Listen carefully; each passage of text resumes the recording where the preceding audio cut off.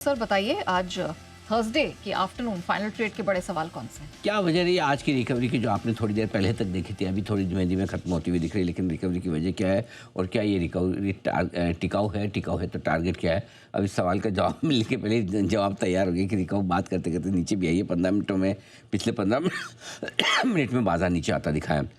नया खरीदें या उछाल में बेचें, ये एक बड़ा सवाल है जिसका लेंगे जवाब। और कौन से लेवल्स ऐसे हैं, बड़े लेवल्स जो बाजार ने आज बचाए हैं, और किन लेवल्स के टूटने पर बाजार में खतरा बढ़ सकता है गिरावट का, किन लेवल्स के ऊपर बंद होने पर गिरावट रुकेगी और मजबूती लौटने के संकेत आते दिखेंगे। ढेर सारे सवाल हैं जिनके मिलेंगे आपको जवाब। सर रिकवरी थोड़ी फिजल आउट तो हुई है, लेकिन ये ही बता दीजिए पहले, सबसे पहले तो कि आज जो हमने रिकवरी देखी वो किन कारणों से आई? रिकवरी के कारण सिंपल से हैं। ओवर सोल्ड था मार्केट। पुट कॉल रेशियो पे आप देखिए लगभग 0.77 के आसपास निफ्टी का।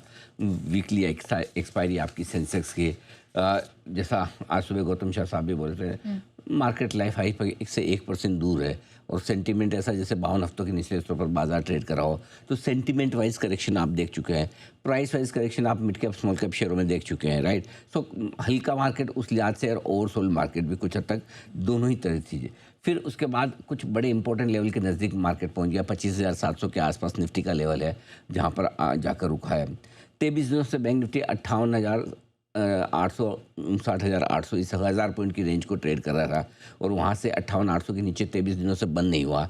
इंट्राडे में एक दो बार जरूर हमने 23 दिनों का लो तोड़ा। 58,650 का पहले बनाया, आज 58,725 का लो है, जो 58,800 के नीचे ज़्यादा देर दिखा नहीं, ट्रेड हुआ नहीं। शुरुआती एक आध मिनट नेहाजी छोड़ दीजिए, तो लगभग वहीं पर रहा है। सेम चीज़ मिड कैप इंडेक्स में भी दिखी है। मिड कैप इंडेक्स से हम बात भी कर रहे थे कल, 13,700 के बड़े सपोर्ट लेवल को थोड़े से 50 पॉइंट के मार्जिन से तोड़ा था। बीच में एक दिन भी ऐसा किया था, लेकिन वापस इसी रेंज में घुस गया। आज फिर से 13,700 के ऊपर आने की कोशिश की, देखिए अभी भी 13,700 के ऊपर ही ट्रेड करता हुआ दिख रहा है, वो आपके सामने है ही है। तो कुल मिला के ऐसा है कि और ये भी 23 दिनों से 13,700 के लेवल को मोटा मोटी होल्ड कर रहा है। तो ये भी बड़ा लेवल है जिसको होल्ड किया है। स्मॉल कैप इंडेक्स में 13,000 का लेवल है। कल 13,138 पर बंद हुआ था, आज भी 13,150 के आसपास, अभी माफ़ कीजिएगा 17,138 पर कल बंद हुआ था। 17,150 पर अभी है, तो वो भी 17,000 के बड़े लेवल को होल्ड कर रहा है। मिड कैप सेलेक्ट इंडेक्स 13,700 के लेवल को होल्ड कर रहा है। बैंक निफ्टी 58,800 को क्लोजिंग बेसिस पे होल्ड कर रहा है। निफ्टी 25,750 को क्लोजिंग बेसिस पे होल्ड कर रहा है। इंट्राडे लेवल भी लगभग होल्ड हो रहा है। सो वहाँ से एक रिकवरी आती हुई दिखी है।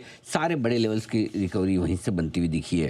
और दूसरा ये कि थोड़ी रिकवरी आज आपको रुपए में फिर से आती दिखी है। थोड़ी देर पहले तक रुपया 20 पैसे मजबूत था, अभी भी 14 पैसे मजबूत है। तो करेंसी की गिरावट लगातार दूसरे दिन रुकती हुई नजर आई है। ये भी एक कारण अच्छा है, थोड़ा सा उससे भी मूड ठीक हुआ है। एफआईएस की बिकवाली का प्रेशर भी थोड़ा सा कम हुआ। आपने देखा परसों जितना बेचा था उसके मुकाबले में कल की बिकवाली काफ़ी कम थी। सिर्फ 1172 करोड़ की कैश में खरीदारी और नेट 1172 करोड़ की नेट बिकवाली भी। सो बिकवाली का आंकड़ा भी थोड़ा छोटा होता हुआ दिखा है। सो आई थिंक थोड़ा से ये सारे कारण हैं जिनकी वजह से रिकवरी आपको थोड़ी सी मिली है आपको। ऑलराइट, साथ ही ये भी बताइए सर, अब यहाँ से अगले टारगेट्स कौन से होंगे? मतलब अब क्या एंटिसिपेट क्या करें? हमने आज अच्छी रिकवरी देखी, आपने जिन सपोर्ट लेवल्स का जिक्र किया था वहाँ से मार्केट घूमता भी नजर आया। हाँ, बहुत अच्छा सवाल है। और हम इस सवाल के जवाब में, कल आप छुट्टी पर थे लेकिन मैं आपको परसों ले जाना चाहता हूँ, क्योंकि कल का तो मैं समझता हूँ कि अगर आप जब कभी भी अपनी ऑटोबायोग्राफी लिखेंगी तो आपका कल का दिन तो आपके उसमें से मिट ही जाएगा, आपको पता भी नहीं होगा कल क्या हुआ। राइट, ठीक है। तो अब मैं सिर्फ इसलिए मैं परसों वाला एक बीच में आई थी ना एक पिक्चर, एक आदमी की लाइफ में से कुछ दिन ऐसे निकल जाते हैं, गायब हो गया। हाँ, कुछ तो ऐसा ना था ना। हाँ, वो फिर वो देखता था, वो दिन तो है ही नहीं मेरी लाइफ में, समथिंग लाइक दैट है। तो एनीवे, तो अभी वो जो परसों वाला मैं बता दूं, आपको ध्यान होगा। हाँ। आपने पूछा था 2 दिन पहले की बात है, परसों या 1 दिन पहले की होगी, फिर गैप डाउन ओपनिंग हो रही, खरीदें क्या? परसों भी पूछा था मैंने, बैक टू बैक 2 दिन पूछा था। 2 दिन पहले दिन मैंने क्या बोला कि नहीं जितना बड़े गैप से खोले उतना ज़्यादा उतना जल्दी खरीदेंगे। दूसरे दिन मैंने कहा नहीं खरीदेंगे। आपने पूछा भी क्यों नहीं खरीदेंगे, कल तो आप ऐसे बोले थे। तो पॉइंट है कि जब दूसरी बार जब गैप से मिले, इसका मतलब है कि वो गिरना चाहता। सिमिलरली अभी 3 दिनों से ट्रेंड क्या है बाजार का? कमजोरी का है। पिट रहे हम 3 दिन से, लाल निशान में बंद हो रहे हैं, राइट। आज जो पहली रिकवरी मिली, पहली रिकवरी बिकेगी ही बिकेगी। अब उसको यही डिसाइड करना है कि मुझे बिकना कहाँ से है। क्या मुझे 25,860 से बिकना चाहिए जो कल की परसों की क्लोज थी, या क्या मुझे 25,818 से बिकना चाहिए जो कल की क्लोज थी, या फिर मुझे 25,900 से बिकना चाहिए।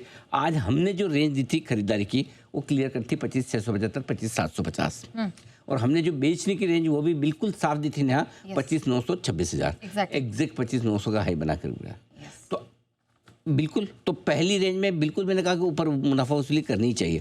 अब अगर दूसरी टाइम नीचे गिरते वक्त दूसरी टाइम आया तो हमने बोला कि नहीं, लेना नहीं है। Yes. अब की बार ऊपर दूसरी टाइम वापस उछल के आएगा तो हम क्या बोलेंगे, बेचना नहीं है।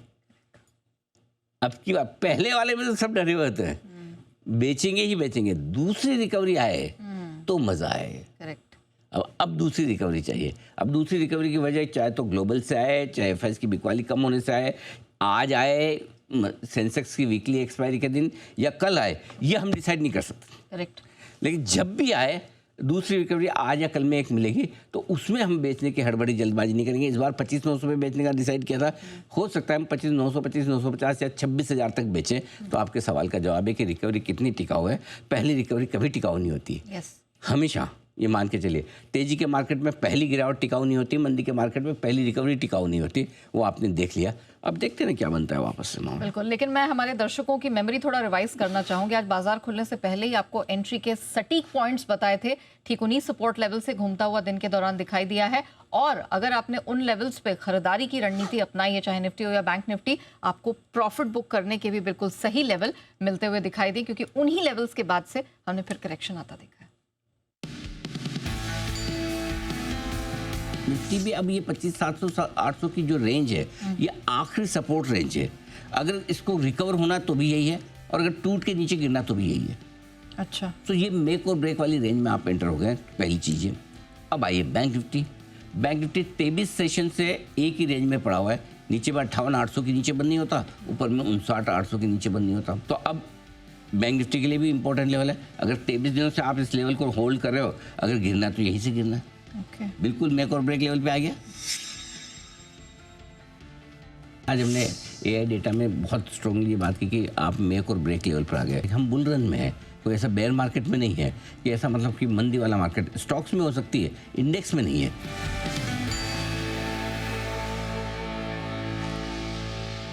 सो निफ्टी बैंक निफ्टी दोनों की चाल आपने खरीदारी की भी सही पकड़ी, प्रॉफिट बुकिंग की भी, लेकिन अब बैंक निफ्टी में क्या? कोई हमने कुछ नहीं पकड़ी नेहा जी। देखिए सिंपल सी चीज़ है, एआई डेटा का कमाल है। एआई डेटा ने आज फिर से कमाल किया, बड़े लेवल्स बताए। और देखिए मेक और ब्रेक लेवल था। कल हमने बोला, आज सुबह क्या अपना पॉइंट था कि 3 बड़े इंडेक्स है जो बड़े सपोर्ट लेवल पर आ गए। एक ने ब्रेकडाउन दिया, मिड कैप सेलेक्ट ने। 3 बड़े स्टॉक्स, उनमें से 2 ऐसे जिन्होंने सब नीचे ब्रेकडाउन दे दिया। कौन कौन से 2? HDFC बैंक और ICICI बैंक। लेकिन आपके रिलायंस ऊपर जाने की तय है। सो आपको डेटा बता रहा है पूरा कि आपको गिरना नहीं है। अगर आपके पास ये पता है कि आपके पास, अरे यार 13,700 मिड कैप सेलेक्ट में इंपॉर्टेंट लेवल है, 17,000 आपका स्मॉल कैप में इंपॉर्टेंट लेवल है, निफ्टी पर आपको पता है कि 25,700 25,800 की रेंज बहुत इंपॉर्टेंट सपोर्ट लेवल है, बैंक निफ्टी पे 58,650 58,800 बहुत स्ट्रॉन्ग है। तो आप अपने आप समझ जाते हो कि यार यहाँ बेचना नहीं है, बेचने के लिए हम इंतजार करेंगे, ऊपर आने दीजिए फिर रहेंगे। सिमिलरली आज निफ्टी ने 25,675 750 रेंज में सपोर्ट लिया, ऊपर की रेंज 25,900 29,000 की छू ली है। बैंक निफ्टी का सपोर्ट 58,650 58,800 का था, वही मिला है। और बैंक निफ्टी के लिए भी ऊपर की रेंज 49,250 और 49,450 की है। हाँ, 49,211 से घूम गया, थोड़ा सा जल्दी घुमा है, हल्का सा, ज़्यादा नहीं, 49,211 से वो घुमा है। अब ऊपर के लेवल पे आपको पोजीशन हल्की भी कर लेनी चाहिए ताकि नीचे वापस खरीदने के लिए जगह बने, क्योंकि ये ऐसा मार्केट है जिसको कोई भागने की ऐसी हड़बड़ी जल्दबाजी नहीं कि आज नहीं लिया तो कल वापस नहीं मिलेगा, या अगर आज बेच दिया तो वापस कल आपको बेचने का मौका। दोनों तरफ के मौके बराबर दे रहा है। एक दिन किसी दिन तो रेंज तोड़ेगा, या नीचे या ऊपर, जिस दिन तोड़ेगा तब की तब देखेंगे। अभी तो नहीं तोड़ रहा ना, जब तक नहीं तोड़ रहा तब तक चलने दो। सिंपल सी चीज़ है। कब? अगर निफ्टी आज 26,000 के ऊपर बंद होता है और बैंक निफ्टी 59,250 के ऊपर बंद होता है तो हम मंदी की पोजीशन कम करेंगे, तेजी की पोजीशन बनाने की कोशिश करेंगे। As simple as that. और मेरे लिए डेंजर जोन कहाँ होगा गिरावट का? डेंजर जोन 25,700, इसके नीचे डेंजर 25,750 के नीचे से शुरू हो जाता है। सेफर साइड पे 25,700 मान लो। ठीक है। बैंक निफ्टी पर 58,800 के नीचे शुरू हो जाता है, सेफर साइड पे 58,650 मान लो। मिड कैप इंडेक्स में 13,650 के नीचे आप रिस्क में है, और स्मॉल कैप इंडेक्स में 17,000 के नीचे रिस्क पे। अगर ये बंद होते हैं तो इंट्राडे में घूम फिर के आ जाए, मुझे फर्क नहीं पड़ता भाई। ठीक है। इंट्राडे में इनको जो करना है करें, मुझे क्लोजिंग वाले से मतलब है। डन। क्लियर है? स्टॉक्स का बता दूं आप बोले तो बिल्कुल सर, बिल्कुल ये की बात। लीजिए। नहीं, वो अलग है। हाँ। आप डेंजर जोन की जो बोल रहे हो। हाँ, बता दीजिए। हाँ। देखो कल आपसे एक्सिस कल नहीं अभी हम क्या आपको बोलूं, पूजा जी हैं। पूजा जी कल एक्सिस बैंक की डिटेल में बात हुई थी, क्यों एक्सिस बैंक के लिए मेक और ब्रेक लेवल है। आप देखिए आज वापस एक्सिस बैंक एग्जैक्टली उसी सपोर्ट हमने कहा था कि सपोर्ट लेवल पे आ गया, इसको घूमना तो यहीं से घूमना। आज देखिए पूरी तेजी एक्सिस बैंक में स्क्रीन पे बनी है, मौका दीजिए। सिमिलरली अब आप लाइए HDFC बैंक और ICICI बैंक दोनों लेके आइए। 985 पर 984 पर बंद हुआ था HDFC बैंक, आज ये कुछ नहीं कर रहा, फुल टाइम पास, वही इसके सबसे बड़े इंपॉर्टेंट लेवल 985 के आसपास टाइम पास कर रहा है। ICICI बैंक कल 1360 के नीचे पहली बार बंद हुआ 23 दिनों बाद, आज फिर 1360 पे आ गया। देख लो परफेक्ट वही घूम फिर के इनको लेवल पे आना है अल्टीमेट। बस आपको पता होना चाहिए, अदरवाइज तो हर नंबर है। अगर आपको पता है कि वो लेवल क्या है, आपको समझ अच्छा 1360 पे, तो तुम मन नहीं बना पा रहे हो टूटू या ना टूटू। कल तो एक दिन 7 रुपये नीचे दी थी क्लोजिंग 1353, आज कोशिश करें वापस रेंज में घुस जाए। सेम रिलायंस लाइए, कल वापस रेंज में घुसने की कोशिश की इसने 1345 पर, सॉरी 1545 पर, आज भी देख लो वहीं का वहीं 44 पर। ये कमाल, 1 रुपया ऊपर 1 रुपया नीचे ऐसे क्लोजिंग देता है रिलायंस, सोचो यह हाल है।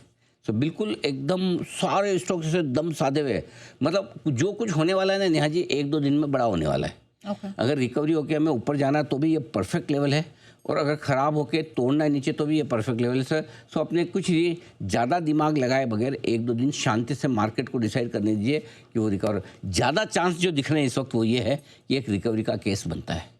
नीचे के चांस थोड़े कम है, ऊपर के चांस थोड़े से ज़्यादा है, 60-40 मान लीजिए।